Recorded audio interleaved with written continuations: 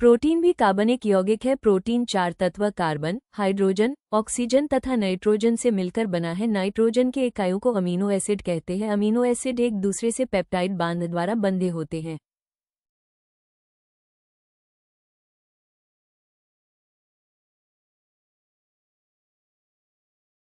Amino acid आपस में जुड़कर श्रृंखलाएं बनती है। प्रोटीन इन्हीं अमीनो एसिड श्रृंखलाओं से बने होते हैं। सभी प्रकार के प्रोटीन लगभग 22 अमीनो एसिड से बने होते हैं। भोजन में कई तरह के प्रोटीन होते हैं। किन्हीं दो प्रोटीन की संरचना एक सी नहीं होती है। अलग अलग प्रोटीन में अमीनो एसिड अलग अलग अनुपात में तथा अलग अलग तरह से जुड़े।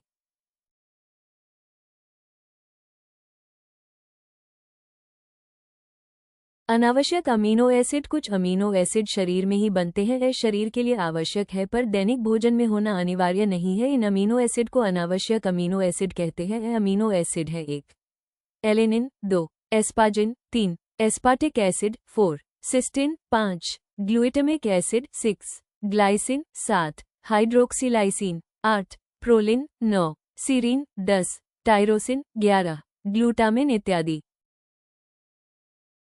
आवश्यक अमीनो एसिड। 8 अमीनो एसिड ऐसे होते हैं जो कि शरीर में निर्मित नहीं होते हैं।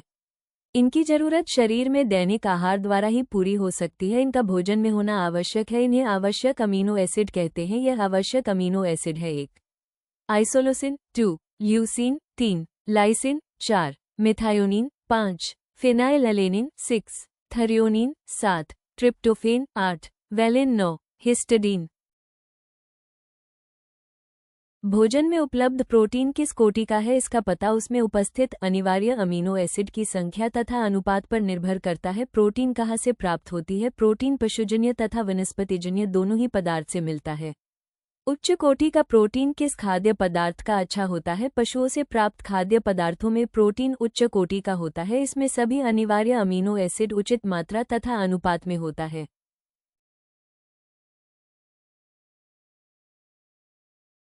उच्च कोटि का प्रोटीन किस खाद्य पदार्थ का अच्छा नहीं होता है? वनस्पति से प्राप्त प्रोटीन युक्त पदार्थ में प्रायः अमीनो एसिड उचित मात्रा में तथा अनुपात में नहीं होता।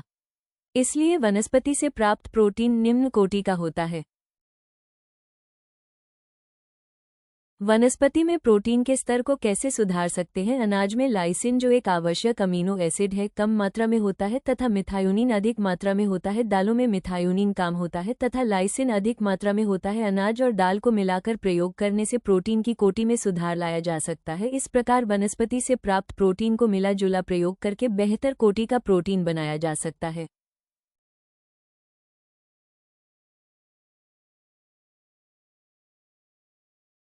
प्रोटीन के स्रोत: 1 दूध और दूध से बने पदार्थ, खोया, पनीर आदि। 2 मांसाहारी खाद्य पदार्थ, मांस, मछली, अंडे। 3 गिरेदार फल, मूंगफली, बादाम, काजू, अखरोट। 4 दालें, चने की दाल, मसूर की दाल, मूंग की दाल, राजमा, सोयाबीन।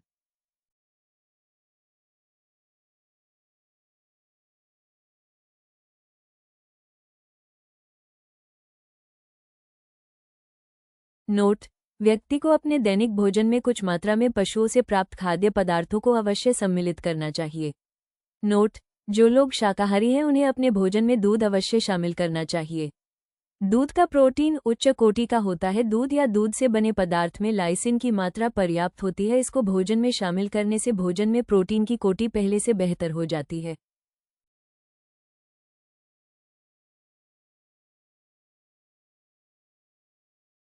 नोट: भोजन में दूध, दलों को अनाज के साथ मिलाकर सेवन करना चाहिए। यह भोजन को पूरक बनाता है।